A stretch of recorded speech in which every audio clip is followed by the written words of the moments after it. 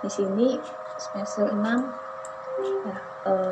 diceritakan di sini semester 6 pun berakhir dan liburan pun datang. Harit sedang asik tiduran di kamarnya sambil merenung. Dia sedang bayangkan berapa banyak biaya sudah dikeluarkan selama dia kuliah. Entah ada angin apa yang membuatnya mengetahui hal tersebut. Karena begitu besar keinginannya, ia pun mencoba membuat sebuah program sederhana untuk membantunya dalam menghitung biaya hidupnya selama ini.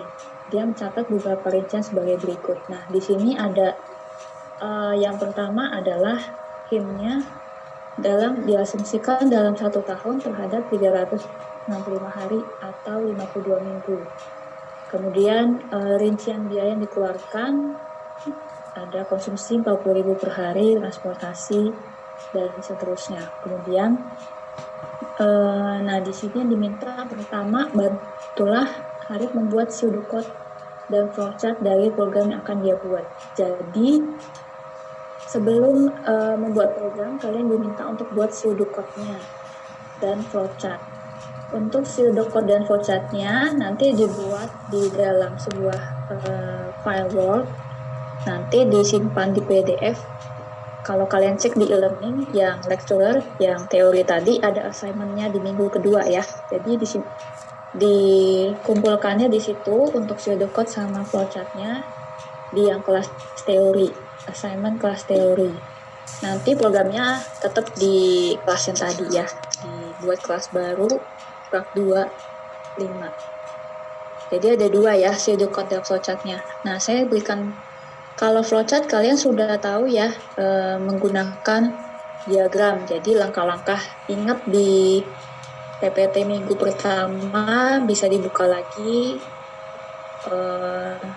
gambar-gambarnya. Kalian bisa cek di insert, shapes, lalu di sini ada flowchart. Nah, misalnya kalau proses itu bentuknya kotak, kalau start itu apa, kalau pilihan atau optionnya decision itu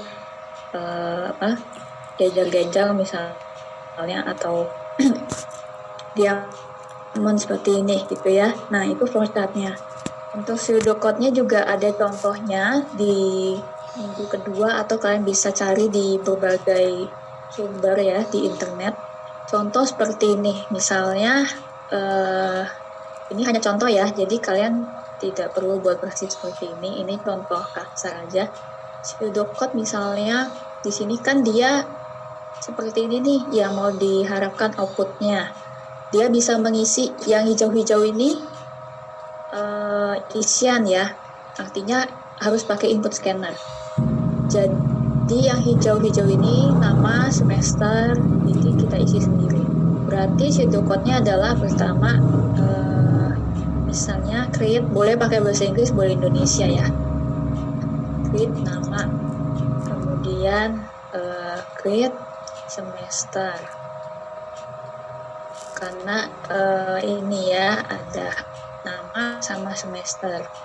Lalu misalnya setelah create nama, kan baca tuh dia membaca tulisan kita kan yang kita input. Berarti misalnya read nama, terus read semester. Nah, lalu yang berikutnya